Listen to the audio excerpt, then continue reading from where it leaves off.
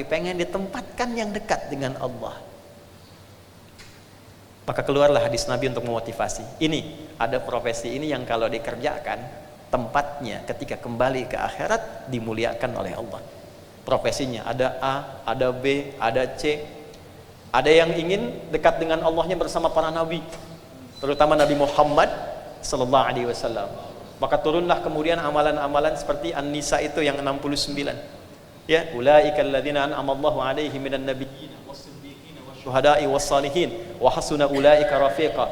Ada orang-orang yang dia menjalani kehidupannya memilih profesi tertentu, ketika di akhirat nggak tanggung, dikumpulkan sekomplek dengan semua nabi yang pernah bertugas di bumi.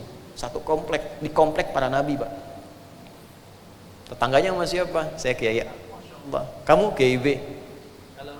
Bapak tetangga sama siapa? Saya mah biasa aja. Samping kanan saya Nabi Ibrahim, kiri saya Nabi Isa. Masya Allah. Depan saya Kanjeng Nabi Muhammad SAW, dan disinari oleh cahaya arsy-Nya Allah Subhanahu wa Ta'ala. Nah, di antara profesi mulia yang mengantarkan Anda punya kedudukan tinggi melebihi standar-standar ini yang biasa adalah profesi yang sekarang Anda pilih di dunia peradilan. Karena kalimat nabinya, innal muqsitina, tanamkan pada hatimu yang paling dalam. Orang-orang yang terlibat untuk menegakkan keadilan sehingga tampil secara sempurna dan terhormat, perhatikan kalimatnya, indallahi, diberikan apresiasi di sisi Allah, ala manabira, dibuatkan mimbar-mimbar min nurin yang terbuat dari cahaya. Walaula fadlullahi wa rahmatuh, dan kalaulah bukan karena keutamaan yang Allah berikan dan kasih sayangnya, wa annallaha tawwabun hakim. Surah Cahaya, surah 24 ayat 10. Dan sungguh tanamkan pada hatimu yang paling dalam, memang tidak ada yang sempurna dalam menjalankan profesi itu. Tapi ketika dia ingin memperbaiki diri untuk kembali menjadi baik, hakim dan bijak dalam menetapkan dan menjalankan aktivitasnya, itulah yang Allah tempatkan dalam sisi yang terbaik. Jadi jangan dibayangkan bahwa orang-orang dengan profesi ini akan baik semua, belum tentu. Sepanjang manusia pasti akan ada kekurangan. Tapi untuk mengembalikan yang kurang menjadi baik, muncullah apa yang disebut dengan hijrah tadi. Nah, makanya ngajinya kita kembalikan ke kitab. Kalau pakai media sosial, tasrifnya geser. Ya, kita ngaji dulu masih hakama yahkumu, gitu kan? Hukman fahuwa hakimin wa dzaka mahkum. Nah, sekarang ngaji digital sudah beda. Ya, taba ya tubu youtuban, tak-taka ya taktiku tiktokan, gitu kan? Instagrama, ya instagrimu instagraman, ya. Nah, makanya kita balik ke sini sekarang. Masih ada waktu? Masih ya? Nah, ya 15 menit saya mulai. Nah, terusan berikutnya adalah, jika saya telah memilih ini untuk investasi akhirat saya. Ingat, kalau kita pilih akhirat, dunia ikut, Pak. Yakinkan itu, Bu, ya. Kalau kita memilih akhirat, dunia pasti ikut. Ketika Anda memilih dominan dunia, akhirat tidak terlayani.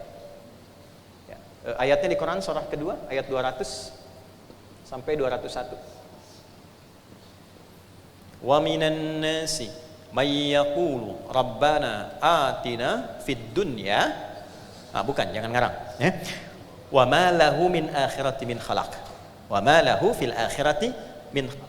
Dari sebagian manusia ada yang memilih beraktivitas untuk proyeksi dunia saja, maka dia mendapatkan dunianya tidak dengan akhiratnya. Wa minhum may yaqulu rabbana atina fid dunya hasanah wa fil akhirati hasanah wa qina adzabannar. Dan di antara mereka ada yang ingin keseimbangan. Dia menyiapkan proyeksi dunia akhiratnya, maka dia siapkan pekerjaan dunia untuk mengikuti ketentuan akhiratnya. Maka dunia otomatis ikut. Jadi jangan kira ketika Bapak Ibu niatkan, saya pengen jadi hakim supaya Allah ridha, dunia nggak dapat, mustahil nggak dapat, pasti dapat. Saya memilih jadi ustadz, apa kehilangan dunia? Tidak. Tapi kita tidak membawa keustadan kita untuk memenuhi dunia, tidak. Ya, bawa nilai ini kepada nilai-nilai akhirat, dunia ikut dengan sendirinya. Bahkan akan dijadikan kecil. Demi apa saya katakan dijadikan kecil? Ya, ini dari kepala sampai ujung kaki, saya nggak beli, Pak.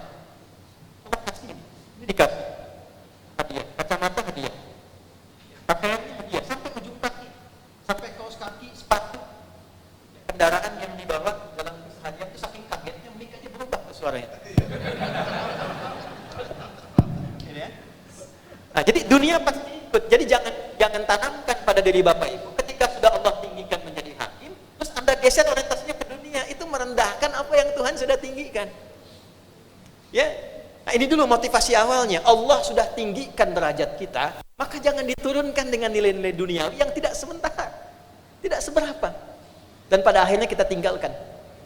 Nah, untuk menguatkan itu bukan sekedar motivasi, tapi menjadi lentera yang membimbing kita, maka diturunkanlah panduan dalam Al-Quran. Kalau engkau memilih profesi hakim ini, yang engkau hadapi seperti ini, karakternya akan begini, tantangannya akan begini.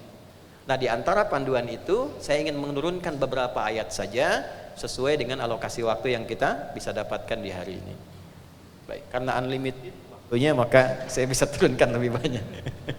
Bismillah. Izin ya Bu, Pak, saya coba hapus sedikit dulu. Ini kajian spesial hari ini ya. Ya, saya datang sendiri, terangkan sendiri, tulis sendiri, hapus sendiri. Masya Allah. Anda tinggal duduk, simak, amalkan, masuk surga, enak sekali. Insya Allah, mudah-mudahan Allah ridha.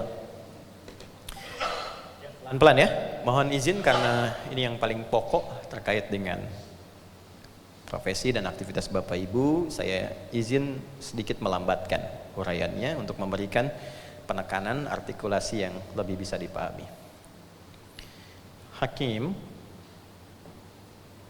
ketika dituangkan dalam Al-Quran sebagai proyek akhirat, dia tidak menjadi kata yang berdiri sendiri. Karena apresiasinya tinggi di sisi Allah, maka anugerahnya pun yang mengiringi profesi ini selalu diiringi dengan sifat-sifat ketuhanan. Ini yang menjadikan satu kalimat melekat dalam profesi hakim dan viral dengan mengatakan wakil Tuhan di bumi. Bukan sekedar kebanggaan jadi wakil, tidak, tapi konsekuensi yang tinggi yang kelak dipertanggungjawabkan.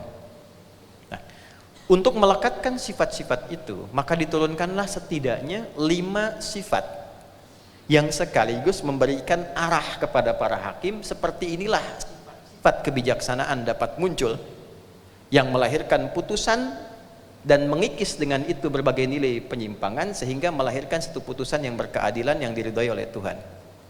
1, ada nama Al-Azizul Hakim. Al-Aziz Al-Hakim.